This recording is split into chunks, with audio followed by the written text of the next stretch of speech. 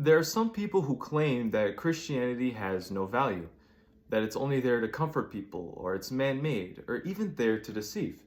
But there are actually people in the Bible who claimed that exact same thing. One example of this was Sennacherib, the king of Assyria. 2 Chronicles 32 tells us that when Hezekiah, king of Judah, saw that Sennacherib wanted to wage war against Jerusalem, he encouraged his army, assuring them that the Lord was with them. However, Sennacherib sent a servant bearing a different message. He claimed that the people would be deceived listening to Hezekiah's encouragement. He even said that just as he defeated other nations who trusted in their own false gods, then the Lord wouldn't be able to deliver Judah from the hands of the Assyrian army.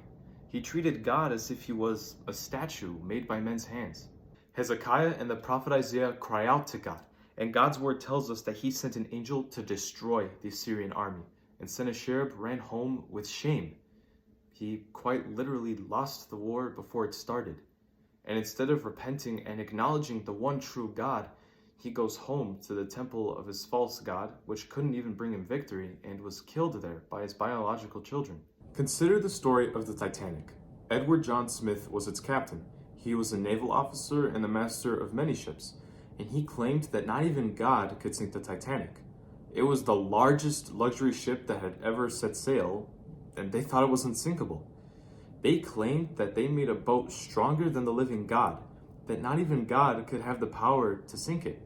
They had so much confidence in this ship that its owners and builders rejected plans to have extra lifeboats. On the Titanic's first voyage, 2,228 people were aboard, and over 1,500 died. The ship sank. The ship they thought was so unstoppable that not even something divine could sink it had sunk, and on its very first voyage. Or consider how many prophecies have been fulfilled, how God would say that something would happen, and it would. Like how God promised freedom for the Israelites under Egyptian slavery, and that's exactly what happened. Or how it was prophesied that Jesus would be born in Bethlehem of a virgin, die and rise up from the grave, and that's exactly what happened. Fulfilled prophecies in and of themselves are one of the strongest pieces of evidence of the reality of Christianity. Christianity isn't just a matter of bringing comfort to people. Of course, God can bring comfort, but it's also a matter of the truth. Do you think that any of these moments could have just happened because of the strength that any man could have? No, but it shows that Christ is divine and that there's only one true God. You may be someone who goes against God in the same way that Sennacherib did, or you may be doubting God's power and existence. Regardless, learn from the mistakes that Sennacherib and Edward John Smith made.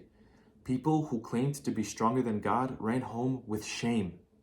There is one God, and he is holy, righteous, perfect, gracious, and too wonderful for anyone to begin to understand.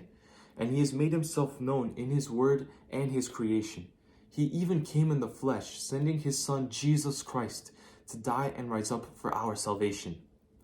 Now, you can believe or trust in whatever you want. I can't force a belief on anyone. But the Bible tells me how the story really ends. Christ has overcome the world, and there is one God, and he is real. Trust in him.